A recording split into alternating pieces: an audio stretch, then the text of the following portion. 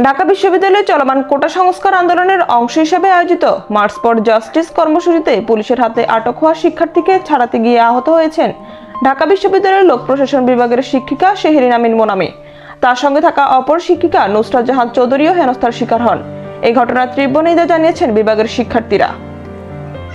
বুধবার দুপুরে দোয়েল চত্বর ও হাইকোর্টের মাঝামাঝি জায়গায় পুলিশ এক ছাত্রকে ধরে নিয়ে যাওয়ার সময় একজন পুলিশ সদস্য শারীরিক শক্তি প্রয়োগ করে ওই নারী শিক্ষিকাকে ধাক্কা দিয়ে ফেলে দেয়।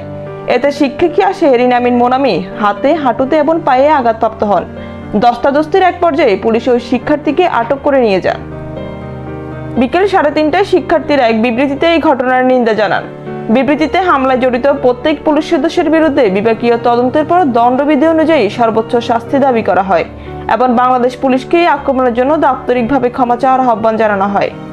বিবৃতিতে শিক্ষার্থীরা বলেন, আমরা ঢাকা বিশ্ববিদ্যালয়ের লোক প্রশাসন বিভাগের সব শিক্ষার্থী আমাদের বিভাগের শিক্ষক শেহরিন আমিন মোনামি ও নুসরাত জাহান চৌধুরীর উপর ঢাকা বিশ্ববিদ্যালয় ক্যাম্পাসে পুলিশি হামলার ঘটনায় বাংলাদেশ পুলিশ প্রশাসনের প্রতি তীব্র ঘৃণা জানাচ্ছি।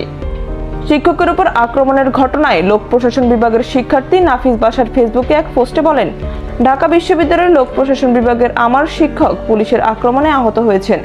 দোয়েল চত্বর ও হাইকোর্টের মাঝামাঝি জায়গায় এক ছাত্রকে ধরে নিয়ে যাওয়ার সময় নুসরাত ম্যাম ও মোনামি ম্যাম বাধা দিলে পুলিশ তাদের সাথে তর্ক বিতর্ক চলতে থাকে। তারা ছেলেটিকে তাদের সামনে চেক করতে বলেন, যেহেতু এটি ঢাকা বিশ্ববিদ্যালয় এলাকা এবং তারা বিশ্ববিদ্যালয়ের শিক্ষক। তিনি আরো বলেন, ওই অবস্থায় এক পুলিশ সদস্য জোরপূর্বক শারীরিক শক্তি প্রয়োগ করেন এবং ছেলেটিকে টেনে নিয়ে যাওয়ার চেষ্টা করেন।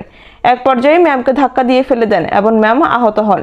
ম্যাম হাতে, হাঁটুতে এবং পায়ে আঘাত পেয়েছিলেন। ধস্তাধস্তি করে পুলিশ ছেলেটিকে ধরে নিয়ে যায়। ওরা শিক্ষকের গায়েও আঘাত দিতে ছাড়লো না।